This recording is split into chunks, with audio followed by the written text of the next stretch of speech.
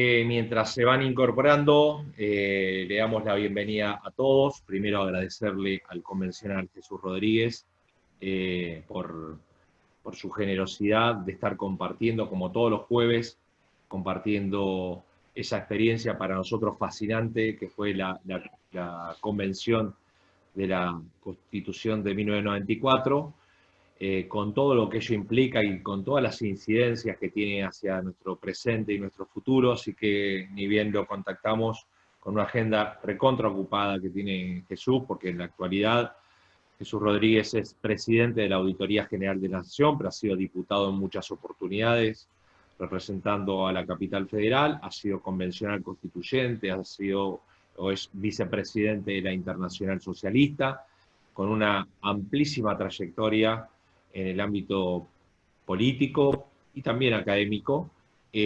Así que la idea es, como siempre, va a ser una introducción de algunos 20 minutos, 15 minutos, y después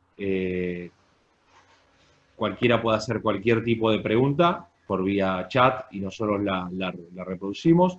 Como siempre, especialmente para los chicos, recuerden de si pueden poner la cámara, porque para aquel que está hablando le es mucho más amigable mirar personas y no mirar los cuadraditos negros. Así que le agradeceríamos eso también si pueden compartir con nosotros.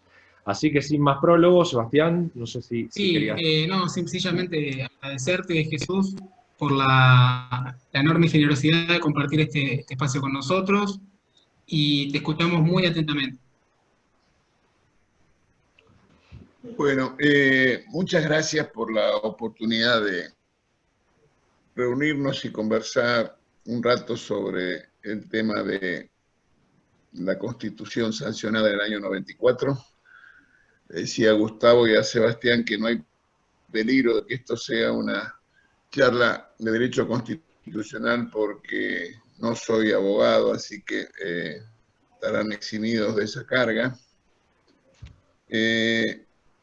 Pero tal vez puede ser interesante un comentario, una reflexión, una aproximación al tema de la reforma a 26 años de su sanción.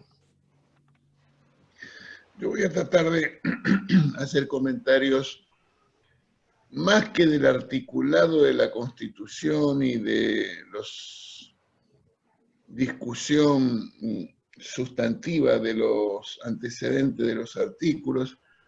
Tal vez pensé que podía ser más interesante algún tipo de análisis político, de contexto y de borde, condiciones de borde y de caracterización de la reforma constitucional de esa época.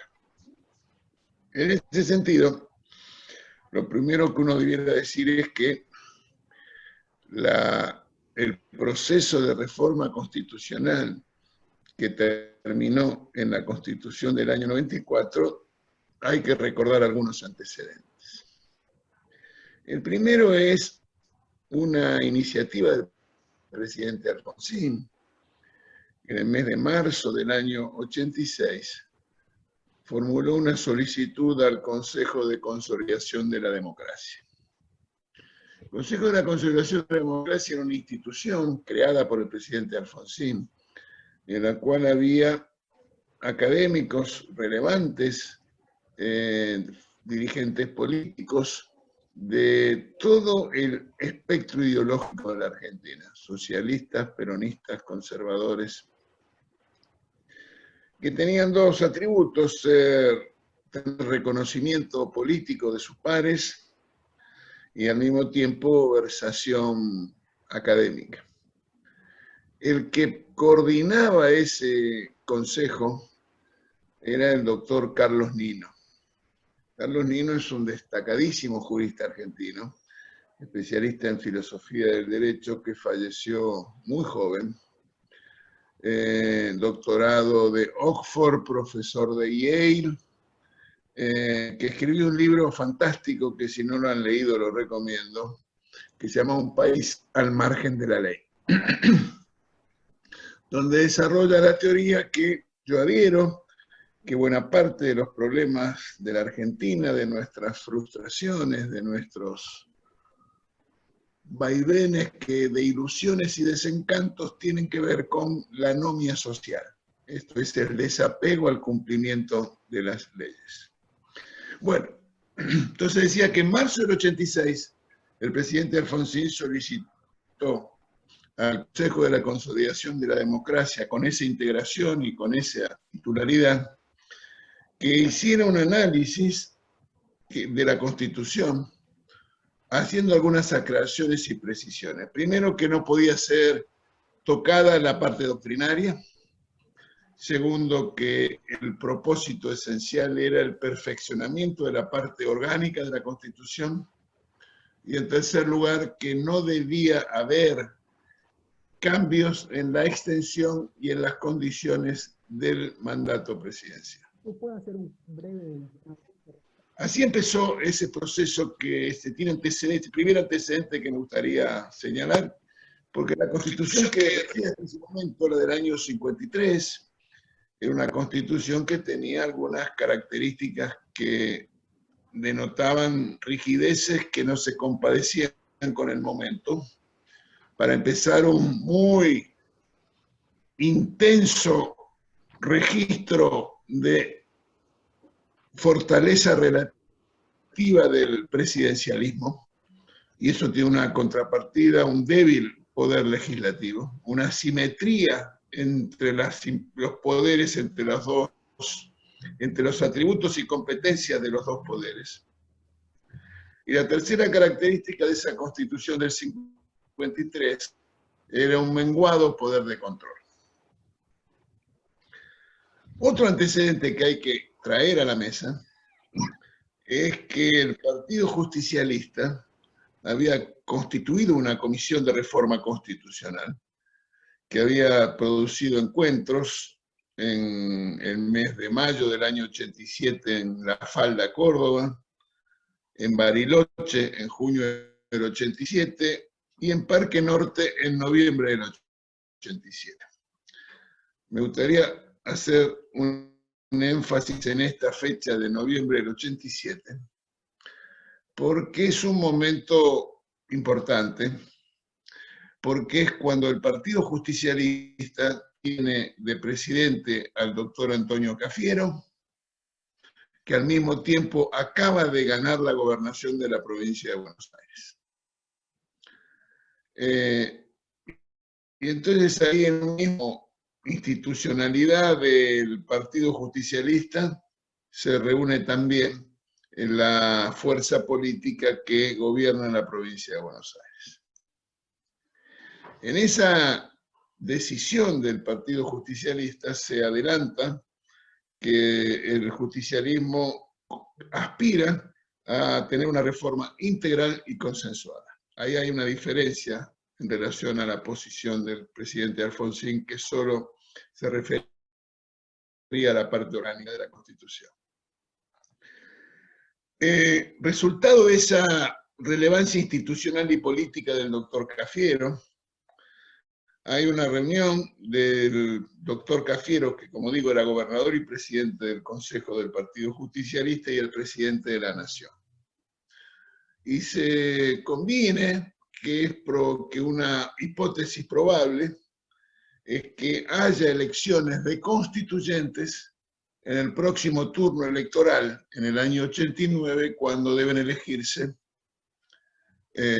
presidente, vicepresidente, un tercio del Senado y la mitad de la Cámara de Diputados. Por su parte, el radicalismo como partido, también en una convención nacional que es el órgano representativo para tomar estas decisiones, resuelve acompañar la idea de la reforma parcial. Miren la diferencia, parcial e integral, lo definió el justicialismo, y lo concibe como una pieza fundamental del proyecto de democratización y modernización de la Argentina. Entonces estamos en el final del 87, principio del 88. Una de las derivaciones del la democratización que la Argentina vivió a partir del gobierno del presidente Alfonsín, es que por primera, y creo que única vez en su historia, el Partido Justicialista eligió sus candidatos a través del voto de los afiliados. Y ese proceso que venía con esa dinámica que señalo, se interrumpió cuando a mediados del año 88 fue elegido por el voto de los afiliados del Partido Justicialista el doctor Carlos Menem como su candidato a presidente. Entonces ahí hubo una afectación de la personería que invocaba el doctor Cafiero, pero más importante que eso, se produjo una ruptura de una dinámica de acuerdos que para mí es muy importante, y lo quiero decir aunque no tenga que ver con la Constitución, porque contribuye a entender, en mi perspectiva, algunas de las frustraciones de la sociedad argentina. Son pocos los momentos del 83 para acá que la Argentina fue capaz de encontrar acuerdos institucionales en sede parlamentaria a través de los partidos políticos. Y hay un momento muy notable que es el que se inicia con el resultado electoral que consagra el doctor Cafiero, gobernador de la provincia de Buenos Aires y líder del Partido Justicialista, septiembre, octubre del año 87, y ese momento en el cual la elección interna del Partido Justicialista consagró al doctor Menem como candidato a presidente que derrotó al doctor Cafiero. En ese periodo sucedió en la Argentina, se sancionaron en la Argentina 3 leyes que yo voy a contar porque revelan lo extraordinario del momento. Primera ley, fruto de ese acuerdo político interpartidario en sede legislativa. Primero, una ley que le ponía límites a la promoción industrial, que era un mecanismo por el cual 4 provincias, San Luis, San Juan, Catamarca y La Rioja, se veían beneficiados con desgravaciones impositivas a costa del conjunto de las provincias, pero que esos mecanismos de promoción provinciales no eran efectivos, no eran eficaces y tenían gran cantidad de filtraciones en términos de eficacia y al mismo tiempo de transparencia. Segundo, se consagró la Ley de Defensa Nacional. Ley de Defensa Nacional que terminó con una discusión en la Argentina acerca de si las Fuerzas Armadas aceptaban la doctrina de la seguridad nacional y si no, por el contrario, eran subordinadas definitivamente al poder civil. Y la tercera ley es la Ley de Coparticipación Federal. Déjeme hacerle un punto aquí. Es la primera y la única ley de coparticipación federal. Ni antes ni después el Congreso votó una ley de coparticipación federal. La precedente a esa ley, que es la 23.548, es una ley del año 73, la 20.221. Esa ley del año 73 fue promulgada el 24 de mayo del año 73, un día antes de la asunción del presidente Cámpora, por el gobierno del saliente presidente Lanusse, gobierno militar, y es una ley que a pedido del gobierno entrante, en un gobierno, el justicialismo de esa época, que tenía mayoría y quórum propio en las 2 cámaras y casi unanimidad de los gobernadores provinciales. O sea que no era un gobierno que tenía debilidad en el Congreso, sino todo lo contrario. La asunción, el triunfo electoral en la interna del justicialismo del doctor Menem clausura esa dinámica de acuerdos políticos. Asume el presidente Menem en el año 89, lleva adelante su gobierno, mandato de 6 años, vence en el año 95 y la Constitución no tenía reelección. Al presidente Menem le pasaba lo que a todas las fuerzas políticas movimentistas, que tienen severas dificultades para procesar las sucesiones. Bueno, y entonces esas dificultades llevaron a, por distintos mecanismos, pretender la reforma constitucional. Una iniciativa de un diputado de la coalición del gobierno del presidente Menem, pero que tenía origen ideológico en la UCD. La UCD era la fuerza política tradicional, liberal, conservadora, liberal en lo económico y conservadora en lo político de la Argentina, cuyo líder era el ingeniero Alzogaray. Y el diputado Durañón y Bedia plantea una iniciativa que conmocionó al sistema político, que era una norma por la cual se reglaba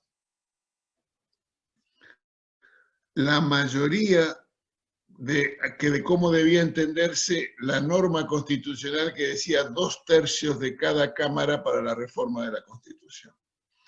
Y el doctor Durañón y Bedia decía que esos 2/3 eran de los presentes y no de las cámaras.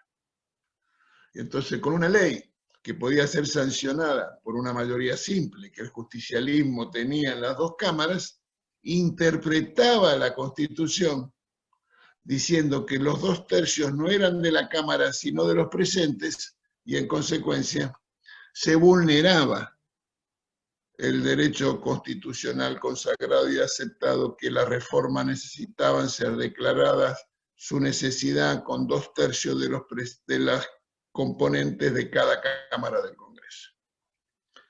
Se amenazaba con un plebiscito para discutir si se prohibía o se impugnaba o se vetaba la candidatura del presidente en ejercicio. Y entonces Argentina entraba en un andarivel de conflictividad política y polarización política absolutamente perjudicial. En ese contexto, luego de la elección del año 93, se da una serie de discusiones, conversaciones entre el gobierno y la oposición, que maduran en lo que se conoció como el núcleo de coincidencias básicas, a través de las cuales se establecían las bases sobre las cuales fuera posible sancionar una ley con 2/3 de los integrantes de cada Cámara, que convocara a una elección de constituyentes. Ese núcleo de coincidencias básicas tenía 3 pilares. El primero, atenuar el presidencialismo. El segundo, acrecentar el papel del Parlamento. Y el tercero, mejorar la independencia y eficacia del Poder Judicial. Se declaró la necesidad de la reforma a finales de ese año 93. Se convocó a elecciones que tuvieron lugar, creo, en el mes de mayo de ese año 94. Y finalmente se constituyó la convención en Santa Fe, que tenía por propósito funcionar 3 meses. En esa asamblea constituyente estaba presente la diversidad más amplia del espectro político ideológico de la Argentina. No solo la diversidad regional, porque había constituyentes de todas las provincias. Ustedes saben que está integrada por la suma de diputados y senadores de cada una de las provincias. Entonces, la ciudad de Buenos Aires, por ejemplo, tenía 26 constituyentes. En aquella época había 2 senadores por provincia. El núcleo de coincidencias básicas tenía una serie de aspectos. Me gustaría decir que hubo 2 cláusulas constitucionales que fueron aprobadas por unanimidad. 2. Una, que es la defensa de la democracia, la cláusula democrática, y el otro, reconocimiento de la identidad étnica y cultural de los pueblos indígenas. Si uno de ustedes me preguntara qué es lo más importante, lo más sustancial que tiene la Constitución, le diría la incorporación con rango constitucional de los tratados internacionales es para mí la modificación más relevante, particularmente aquellos vinculados a los derechos humanos. En mi perspectiva, esto solo valió la reforma. Otra cosa que me gustaría decir es algo de lo cual se habla poco. Se votó por unanimidad el texto constitucional. Y quiero decirles que ahí había uniformados, estaba uniformados con destacados hombres del ejército, había obispos, había de sectores de derecha, de izquierda, socialistas, peronistas, radicales, demócratas progresistas. Y lo notable es que ese voto por unanimidad le dio a la Constitución del año 94 una diferencia cualitativa con todas las otras constituciones que conocemos.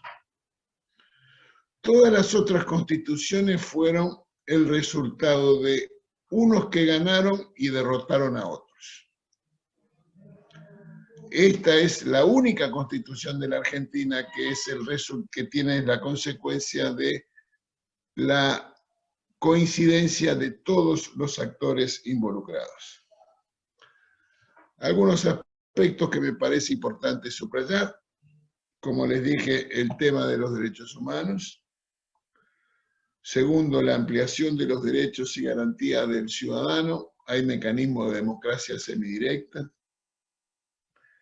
La ampliación de los mecanismos de participación política. También, como todo en la vida, una evaluación de esa Constitución no admite la lógica del todo nada, y hay que reconocer sus claroscuros. La atenuación del presidencialismo es un aspecto a considerar. Ciertamente, la figura del jefe de gabinete no ha tenido la relevancia que en su momento muchos depositamos en esa institución. Ofrece y tiene ciertamente déficit de funcionales, pero me parece que hay avances en eso de la atenuación del presidencialismo, por ejemplo, la necesidad de la declaración del Congreso de la intervención federal a las provincias, que es un avance en la atenuación del presidencialismo, el requisito de mayoría calificada en el Senado para nombrar a jueces de la Corte. Fíjense lo importante que es esta discusión hoy. Que es un avance en términos de atenuación del presidencialismo, la elección directa del jefe de gobierno de la Ciudad de Buenos Aires. Hasta ese momento era designado por el presidente de la Nación, el intendente de la Ciudad de Buenos Aires. Y ahora hay elección directa del jefe de gobierno de la ciudad.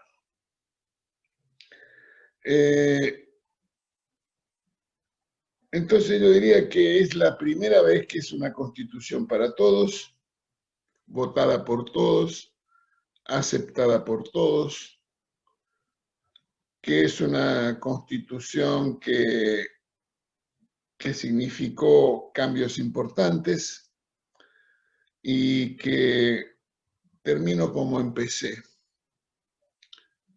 Yo creo que el problema de la sociedad argentina, que se expresa de muchas maneras y se exterioriza de manera dramática en el retroceso relativo de nuestra sociedad comparada con, no con el mundo desarrollado de los países más aventajados, sino de nuestros propios vecinos, está explicado por la anomia, por el desapego al cumplimiento de las normas, y que la Constitución es muy buena, pero nuestro principal problema es que no siempre cumplimos como sociedad la Constitución y las leyes.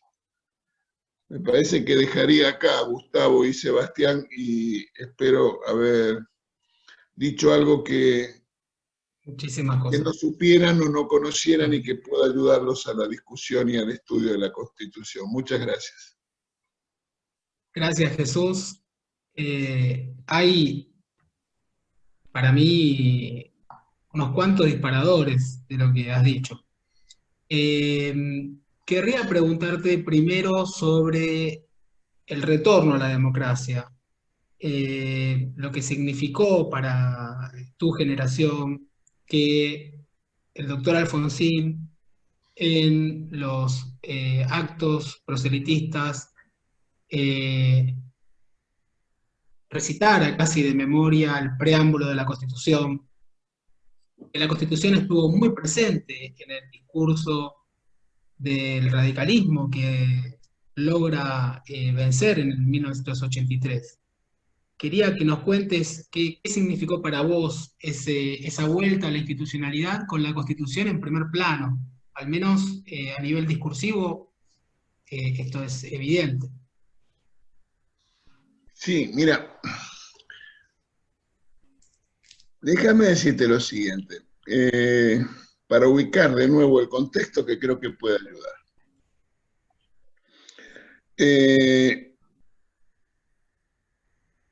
Cuando el doctor Alfonsín asume la presidencia, Argentina era un islote democrático en un océano de autoritarismos y gobiernos militares.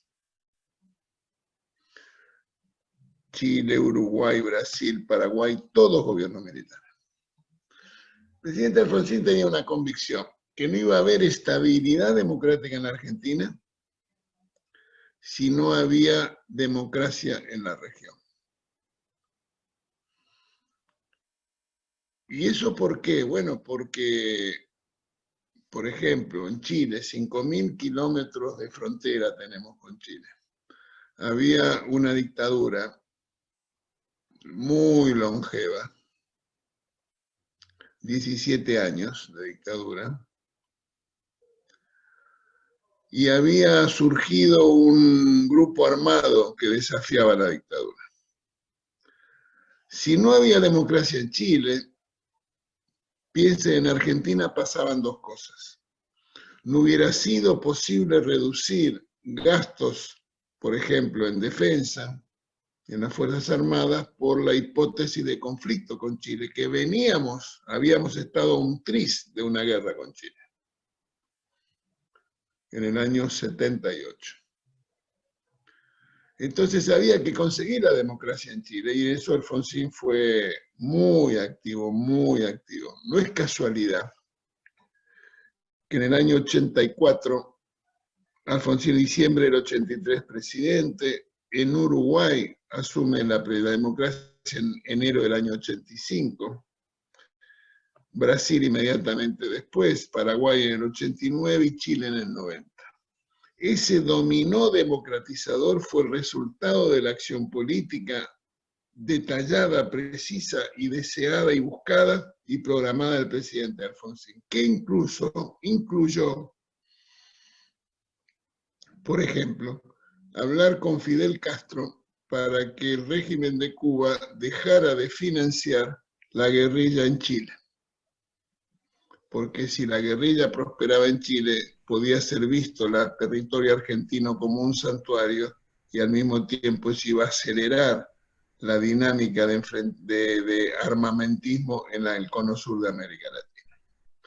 Así que esa primera cuestión de la democracia en la región de América Latina tuvo un impacto decisivo con la presidencia del doctor Alfonsín. La tesis era que la Argentina explicaba su retroceso por las interrupciones militares, por los golpes, por los tumbos a los cuales vivió la Argentina entre septiembre del año 30 y diciembre del año 83. Y por eso había que recuperar la democracia como sistema. Entonces uno podría decir, bueno, ¿y por qué después tuvimos la frustración del estancamiento también? Bueno, y lo tuvimos porque no fuimos capaces de desbrozar incertidumbres y generar condiciones de previsibilidad. Hasta el 83 esa falta de previsibilidad estaba dada porque había cambios de gobierno todo el tiempo, gobiernos militares. Y después del 83 para acá, porque no fuimos como sociedad capaces de construir instancias de acuerdo entre los actores políticos que den previsibilidad a las reglas de juego. Aun cuando votemos, y aun cuando haya congreso, y aun cuando haya libertades. Y no tenemos resultados económicos. ¿Por qué? Bueno, porque hay una asociación positiva, definitiva, entre fortaleza de las instituciones y resultados económicos y sociales. Hay un orden de causalidad inmediata entre fortaleza de las instituciones y resultados económicos y sociales. Instituciones que sean capaces de ser previsibles y predecibles. Alguien podría decir, ¿y qué tiene que ver esto con la democracia y la previsibilidad con los resultados económicos, las instituciones con los resultados económicos? Miren, si tienen dudas, piensen en Centroamérica. Costa Rica es un país muy respetado, reconocido y con satisfactorios resultados económicos. Resultado de la democracia. Los países vecinos, Honduras, Guatemala, Salvador, Nicaragua, tienen registros diferentes. Entre otras cosas, por la vigencia y el desarrollo de gobiernos y dictaduras militares. Si no quieren ir a Centroamérica, miremos acá en el Río de la Plata. ¿Qué otra cosa más que la vigencia de la democracia en Uruguay? El respeto a la ley que existe en Uruguay. La voluntad de acuerdo entre los actores políticos y la creación de reglas respetadas por los actores económicos y sociales es lo que permite entender que en el mismo lugar, con la misma historia, con la misma cultura, con los mismos antecedentes, con los mismos registros emocionales, en Uruguay en los últimos 10 años bajó 10% la pobreza. Y Uruguay es un territorio cuyo presupuesto es igual al de la ciudad de Buenos Aires aproximadamente, y con una población aproximadamente igual a la ciudad de Buenos Aires. Entonces, la relevancia de las instituciones está por demás demostrada, que tiene más influencia para explicar el desarrollo económico y social de un país que la propia dotación de recursos naturales. Entonces, termino este comentario diciendo que hay dos maneras de no resolver un problema. Una, negando su existencia, y otra, teniendo un mal diagnóstico. Si nuestro diagnóstico de los problemas del estancamiento es el imperialismo y el Fondo Monetario, o que tenemos que construir un enemigo a quien hay que derrotar, no vamos a resolver los problemas. Y yo creo que ese es el problema decisivo y central de la Argentina, de nuestra sociedad, hoy por hoy. Me fui por las ramas, te pido disculpas, Sebastián. No, por favor, el tema es muy importante, la relación entre lo económico y lo político, y me das pie para la segunda pregunta. Claramente Alfonsín, digamos, al principio de su mandato, podríamos decir hasta el 85, hasta el Plan Austral, hasta la economía de guerra, tiene un discurso claramente, digamos, fundamentado en la democracia participativa, en los valores democráticos, como bien estabas recordando. Ahora, a partir del 85 hay un cambio en el discurso, de alguna manera aparece el tema económico, y quería preguntarte, bueno, te tocó ser protagonista directo de la hiperinflación de 1989, creo que tenías apenas 30 años, 31 años, ¿no? Cuando fuiste ministro de Economía, con una responsabilidad enorme, y hablabas de la defensa de la democracia. Bueno, eso fue un golpe de mercado que luego se repite en la época de la Rúa. Podemos saber, porque ¿qué mecanismos institucionales en ese sentido existen cuando desde el mercado puede haber un ataque tan importante a un gobierno democrático? Quería que nos cuentes cómo lo viviste desde adentro y con esa enorme responsabilidad. Vi una cadena nacional tuya, ni bien asumiste, y realmente se notaba la tensión, ¿no? Y la enorme, el enorme compromiso que tenía en ese momento el gobierno. Bueno, quería que por favor compartas tus experiencias. Sí, cómo no. Es un buen punto el tuyo, porque me sirve para darte una opinión. Que es la democracia y el capitalismo, podríamos llamarlo así. Una vez le escuché a alguien decir que la democracia y el capitalismo eran una pareja en la cual la infidelidad siempre fue de parte del capitalismo, no de la democracia. Pero lo traigo a colación en el siguiente sentido. El capitalismo es el modo de producción que se ha demostrado más eficaz, porque no hay otro, para la creación de riqueza. Sin duda. Ahora bien, el capitalismo es alérgico al riesgo, a la incertidumbre. Requiere de previsibilidad, de normas claras, de confianza en que lo que hoy pasa va a suceder mañana. Entonces ese capitalismo puede ser receptor de certidumbres en la dictadura de Pinochet, como fue. Para que te des una idea, un premio Nobel de Economía que se llamó Paul Samuelson llamó a ese régimen fascismo de mercado. El capitalismo también puede funcionar en un país como China, pero ahí hay un régimen de partido único, y quien fija las reglas es el Comité Central del Partido Comunista Chino. Yo estuve un par de veces en China y la que más me llamó la atención fue la primera vez cuando tuvimos un encuentro con las autoridades del Comité del Partido Comunista Chino. Creo que sería en el siglo pasado seguro. Entonces el hombre se sentó y dijo, los objetivos del Partido Comunista Chino para los próximos 50 años son, ese era el horizonte que tenía el tipo. Nosotros hoy, por ejemplo, estamos viendo si mañana están la posibilidad de sacar los $200 de... Esa es la dimensión de la diferencia. En democracia,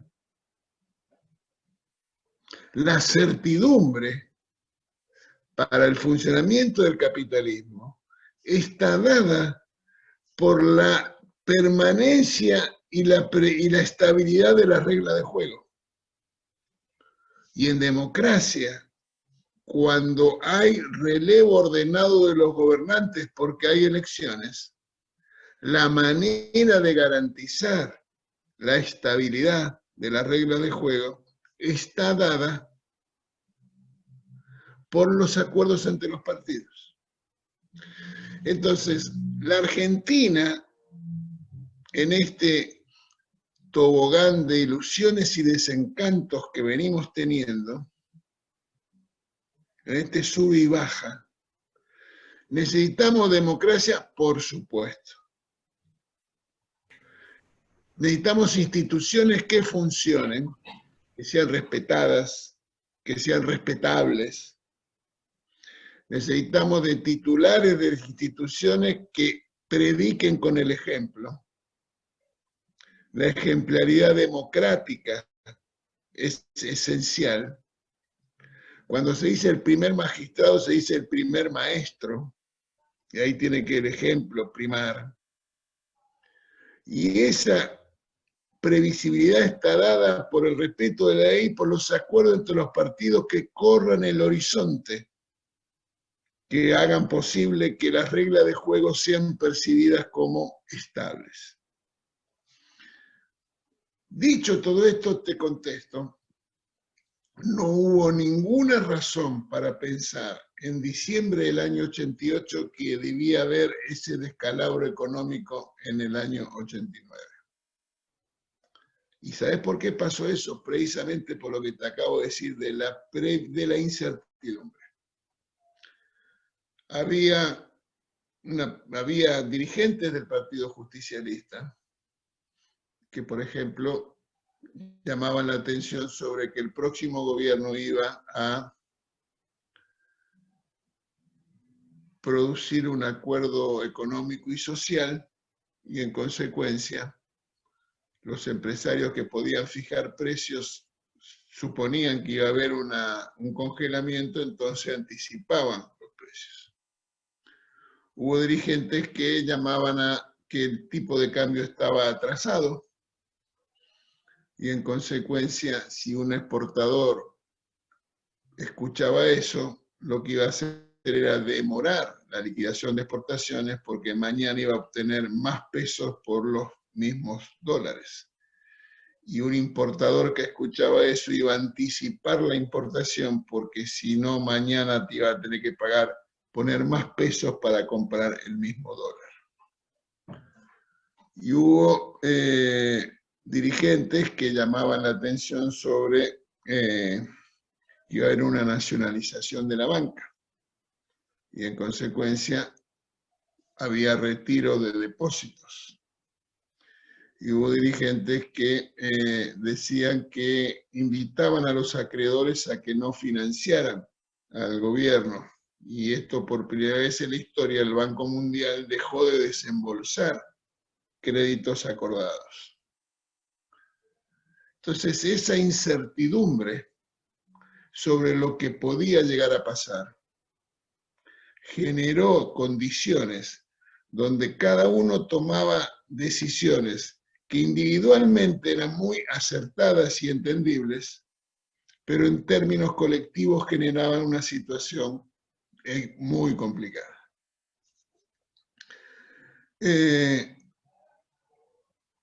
Me quedo acá porque creo que lo que en una clase de este tipo, una reunión de este tipo, es lo que corresponde que haga.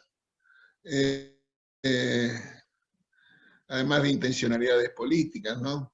El doctor Alfonsín decía que había quienes querían que saliera del gobierno escupiendo sangre. Y bueno, eso también formaba parte del debate político del momento. Muchas gracias, Jesús. Gustavo, ahí te desmuteo, ¿sí? Jesús, mi pregunta es sobre la modificación del voto del presidente. El otro día, el jueves pasado, estuvimos con el convencional Hugo Prieto, que es de Neuquén, y le preguntábamos un poco lo mismo. Me llamó la atención que alguien del interior me haya contestado lo que me contestó.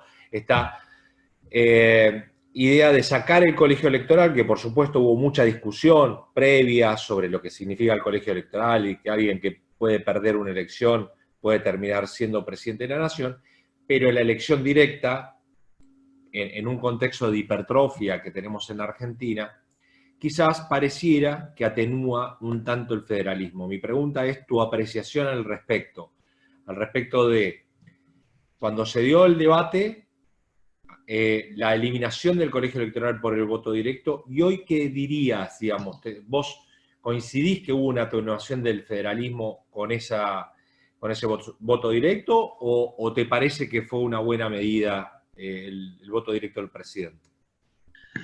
Sí, yo creo, en aquel momento creí y sigo creyendo ahora que la elección directa del presidente es imprescindible.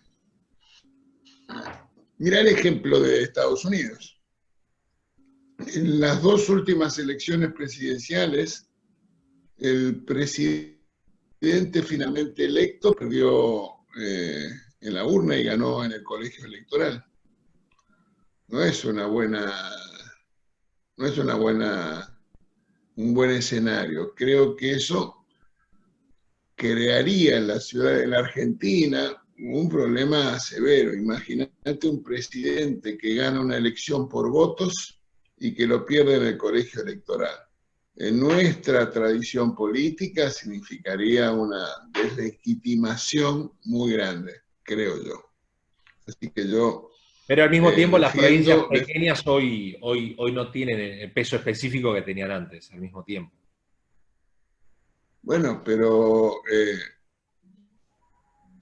también miremos, no todas las provincias son preexistentes a la nación también, así que no son todas las provincias las que pueden alegar ese tipo de cuestiones. Así que yo, me parece que el federalismo busquémoslo de otra manera y no a través del colegio electoral. Empezaste hoy tu socialización acá con el Consejo de la Consolidación de la Democracia y Nino, y en aquel Consejo de la Consolidación de la Democracia, acá un oyente nos está haciendo recordar, Axel, que Alfonsín intentó atenuar el hiperpresidencialismo, el presidencialismo, para ir con un semipresidencialismo, un semiparlamentarismo. ¿Había algún margen en esa convención constituyente para discutir eso, o directamente estaba negada la discusión, ya sea en el núcleo de coincidencias básicas como en la próxima sesión de esos 90 días? Dos cosas te voy a decir. La primera, creo que lo que la Constitución consagra, lo del jefe de gabinete, la elección directa de la Ciudad de Buenos Aires, los requisitos para la designación de los jueces, las mayorías especiales para la selección de los ministros de la Corte, la necesidad de que el Congreso intervenga en intervenciones a provincias, y seguramente me estoy olvidando de unos cuantos, son las coincidencias que pudieron obtenerse en aquel momento político.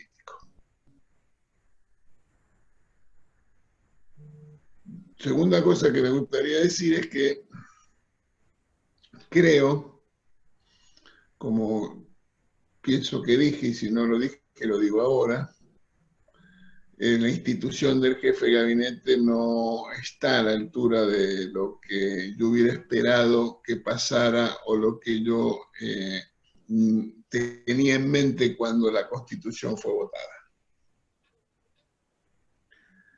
Pero al mismo tiempo quiero decir que yo no creo que la Argentina tenga hoy, al menos en este estado de la situación,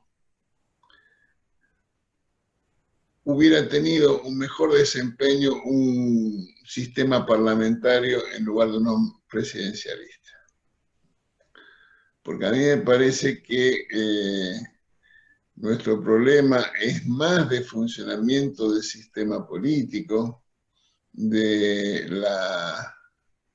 del apego a las normas, del respeto a la ley, de la práctica política, que del diseño institucional, presidencialismo o parlamentarismo. Esa es mi opinión en relación a este tema. Bien, te hago una pregunta, si se quiere, personal, Jesús, que tiene que ver con las expectativas. Vos fuiste convencional constituyente a los 39 años. Todos los que han pasado por este espacio, o el 99% ha dicho que quizás el momento más importante de su vida es haber sido convencional constituyente del 94, con todas las expectativas que te ibas a Santa Fe. ¿Cuánto de esas expectativas quedaron en el camino? Contanos, a ver, algún momento donde hubo presiones políticas duras, grupos que ejercieron presión para aprobar o no algún artículo, grupos de presión, grupos de poder, momentos de tensión de la convención. Mira, yo no pensé que podía terminar la Constitución siendo votada por unanimidad. Nunca pensé eso. Siempre pensé que iba a haber, que la tensión política iba a estar presente y que no íbamos a ser capaces, por la historia reciente seguramente que teníamos, de encontrar esos acuerdos. Pensá que ahí había gente declaradamente partícipes y protagonistas de la dictadura militar.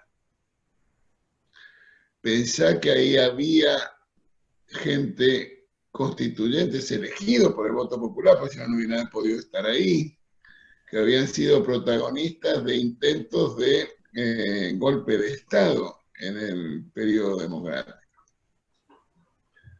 Entonces, digamos, esa era la diversidad de la sociedad argentina, estaba ahí representada. Entonces, en un punto que haya habido el acuerdo para votar como se votó, a mí me llamó la atención y me resultó muy sorprendentemente grato. En ese momento hubo algo que fue muy dramático, que fue el atentado que sucedió cuando nosotros estábamos allá, en el AMIA. Y en el desarrollo de la Constitución fue. Así que eso fue también un momento muy particular, que fue muy intenso, porque era algo tan dramático y tan trágico, que yo recuerdo eso muy vívidamente.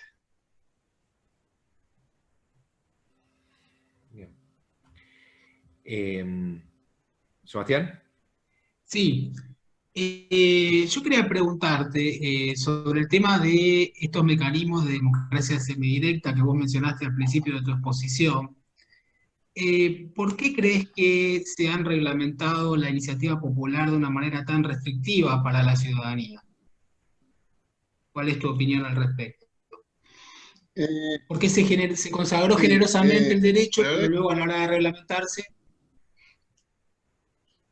Sí. Sí, yo quiero aclarar que no soy muy apegado a la democracia plebiscitaria, llamémosla, a la idea de referéndum por todos los temas. Creo que cuando hay consultas de ese tipo y se produce la exteriorización de la voluntad popular, se juzgan muchas cosas al momento del voto y no necesariamente lo que se está votando.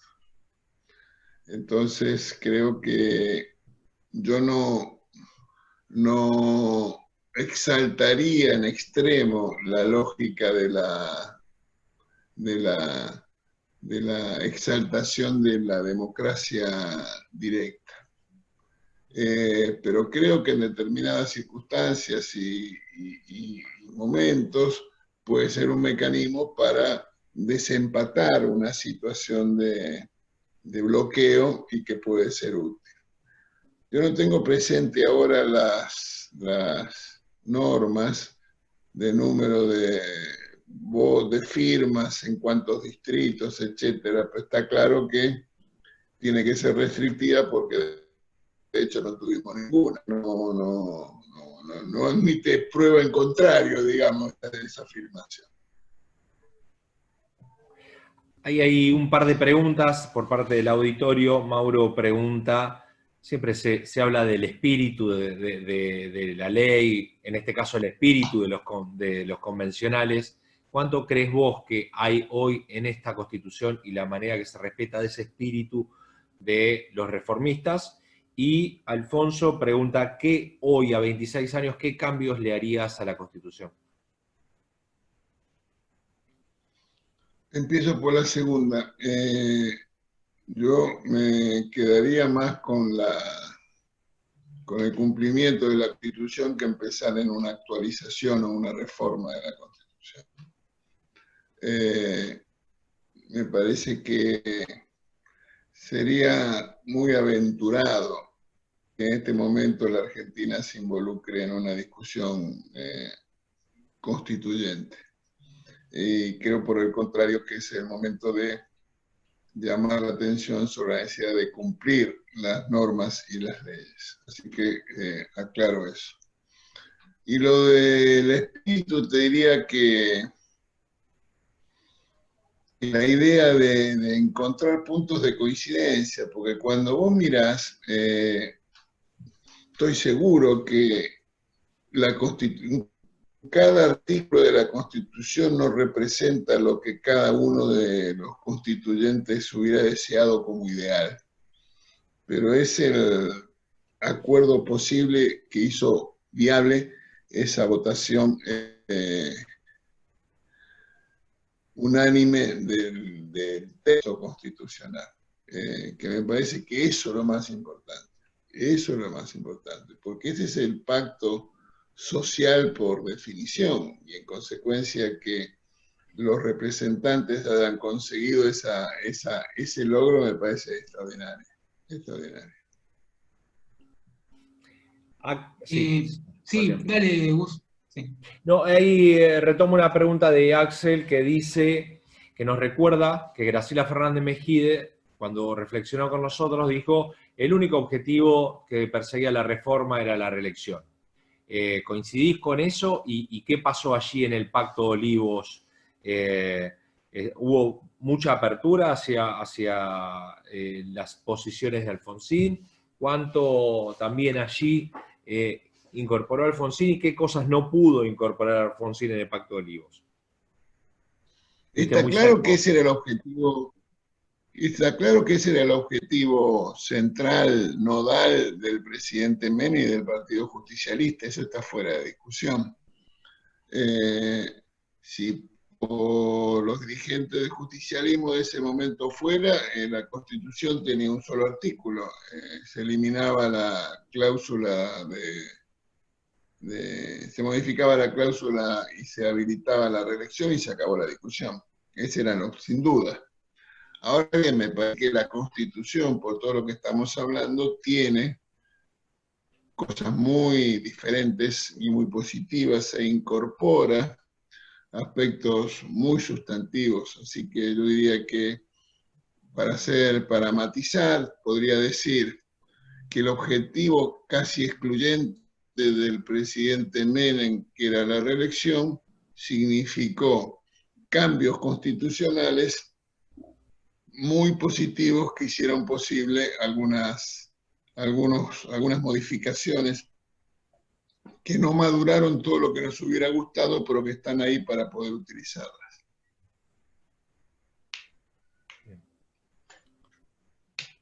Jesús, yo quería preguntarte sobre la rendición de cuentas, ¿no? Los mecanismos de control, y justamente por la función que en este momento estás ejerciendo es fundamental, ¿no? La revisión de los manejos de los fondos públicos.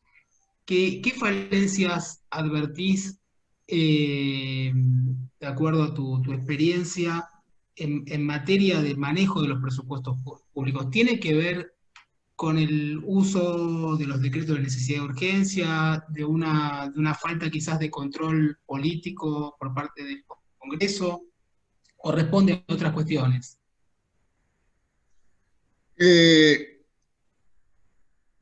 Por esta convicción que yo expresé de la causalidad directa entre fortaleza en las instituciones y resultados económicos, se deriva de esa convicción algunas cuestiones. El sistema presidencialista refuerza con la división de los poderes y los mandatos predeterminados y las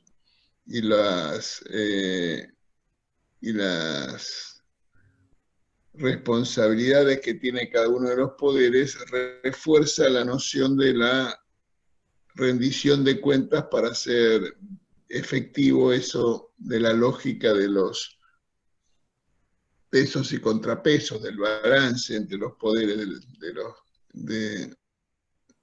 republicanos.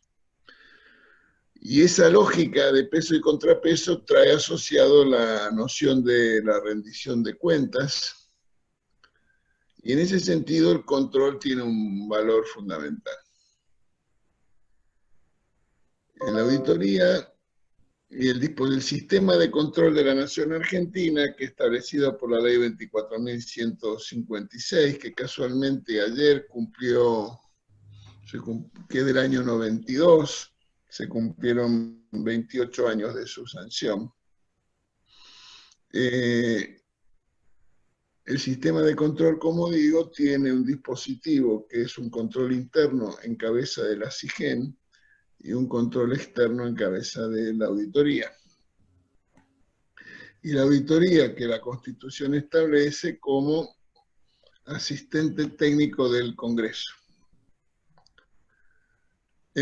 ¿Por qué asistente técnico en el Congreso? Bueno, porque en el proceso presupuestario el Poder Ejecutivo formula el presupuesto, el Congreso lo discute y lo aprueba, el Ejecutivo lo ejecuta y luego tiene que haber control de eso, y en ese sentido el Congreso lo tiene que hacer y la auditoría es el asistente técnico en ese proceso presupuestario, en esa etapa del proceso presupuestario.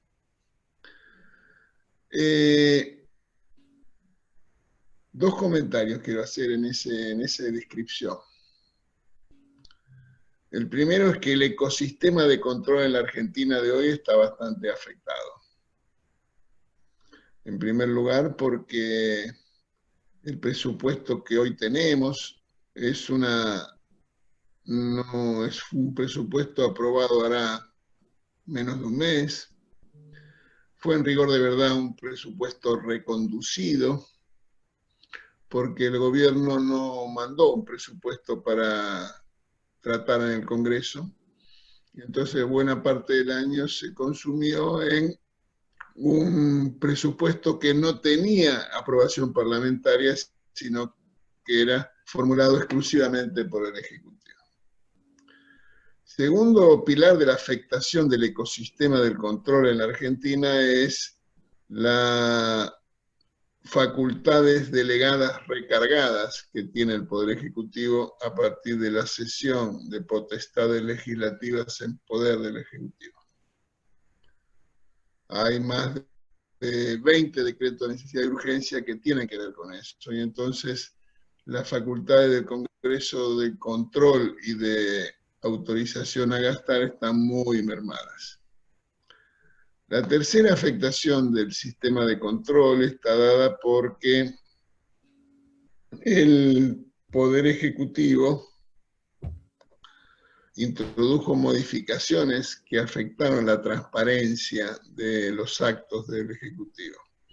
Por caso, suspender el funcionamiento de los expedientes electrónicos y habilitar nuevamente el funcionamiento de trámites de expedientes a través del papel. Eso es malo. Afecta la transparencia y termina generando problemas de integridad. Y el mejor ejemplo de esto fue cuando fueron removidos, desplazados funcionarios destacados del del Ministerio de Desarrollo Social por irregularidades en las compras. Y que desafortunadamente la solución encontrada fue no de mejorar el sistema de control, sino transferir recursos de manera directa a sectores privados para llevar adelante las compras, lo cual es la peor de las situaciones en términos de eficiencia y de menor costo en los gastos y al mismo tiempo de control. Entonces, este ecosistema de control que la Constitución y las leyes prevén está afectado. Y la otra cosa que quiero decir es que la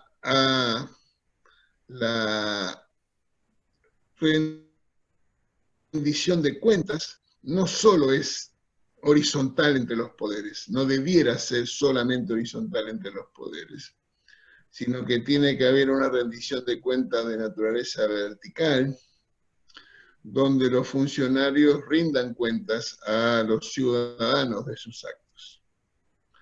Y en ese sentido, creo que hay dos anotaciones para hacer. La primera, la relevancia de los medios de comunicación social independientes para abonar esta rendición de cuentas vertical, y la vitalidad necesaria de las organizaciones de la sociedad civil como mediadores entre la sociedad y los funcionarios sobre este tipo de rendición de cuentas. Me parece que no podemos desconocer la relevancia de esta dimensión vertical de la rendición de cuentas, y al mismo tiempo no podemos no tener en cuenta lo que importa de esa rendición de cuentas horizontal y cómo hoy por hoy está afectado el sistema de control.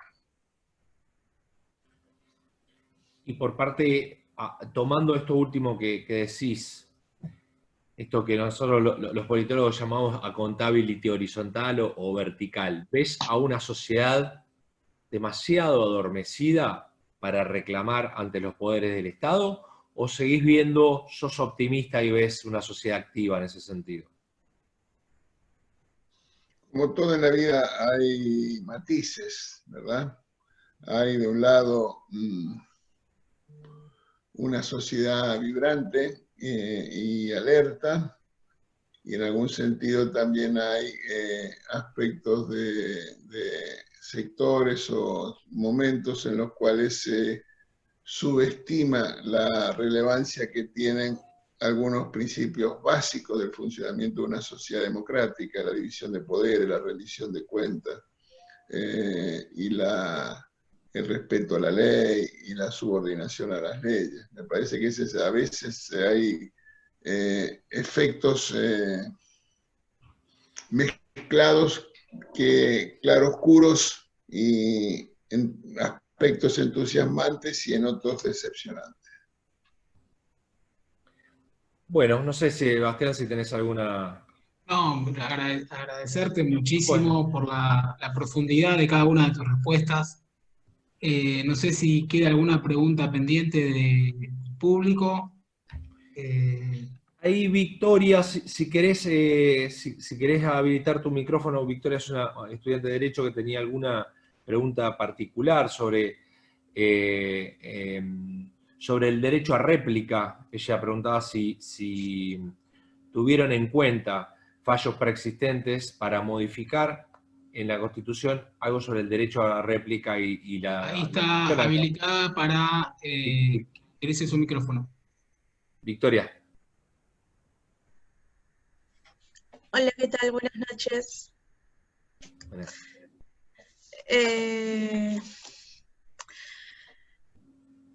Sí, bueno, yo me puse a pensar un poco sobre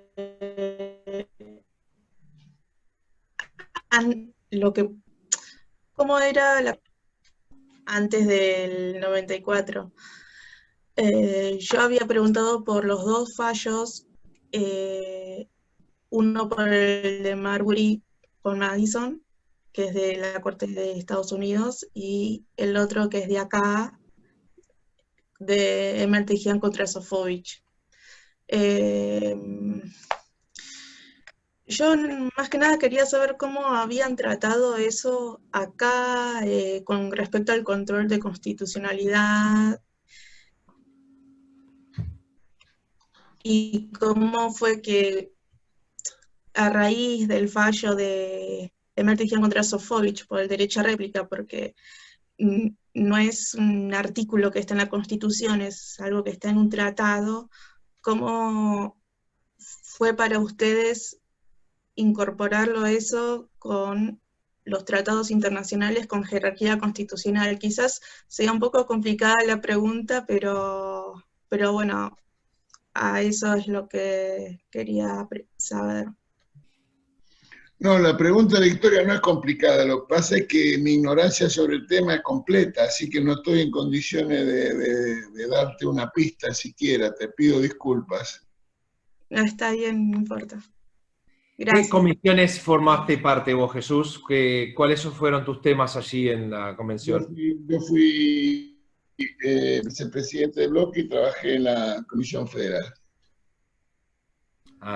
Tuvimos a la Tuta Hernández ahí charlando sobre ese punto, sobre el federalismo, y también cómo, a pesar de la Constitución, como algunas constituciones provinciales violan la Constitución Nacional, ¿no? Lo de la provincia de Buenos Aires, Santa Fe, Mendoza.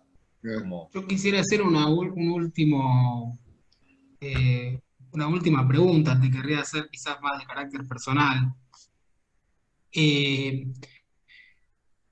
Vuelvo al tema de la economía de guerra, lo político, lo económico que también planteaste y que me genera esta pregunta nuevamente, antes de cerrar la sesión.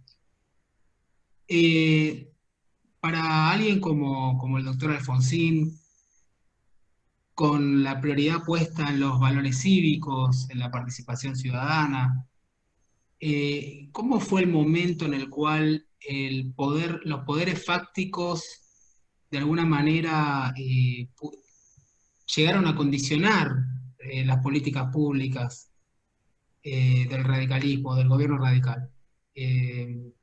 Quiero volver sobre ese momento, ¿no?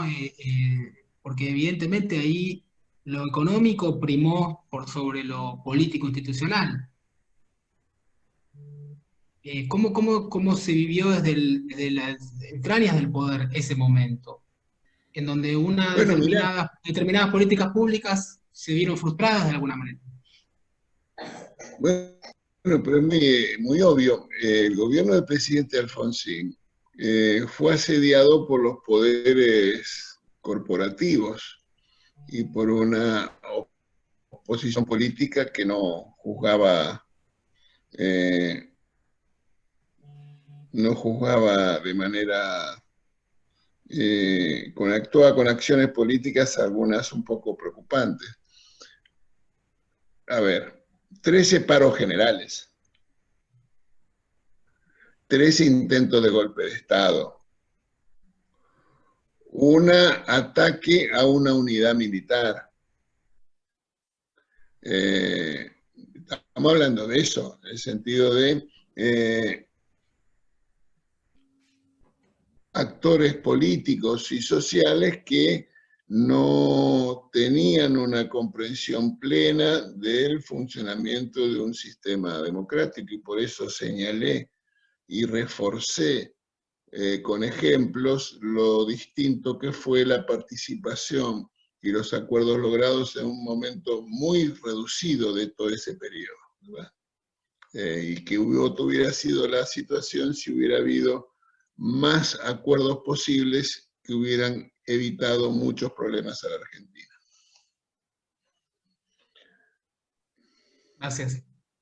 Gus, queremos ya terminar. De nuevo, estamos muy agradecidos. Hemos tenido una participación, creo que récord, ¿no? Por la cantidad y la calidad de preguntas de los asistentes.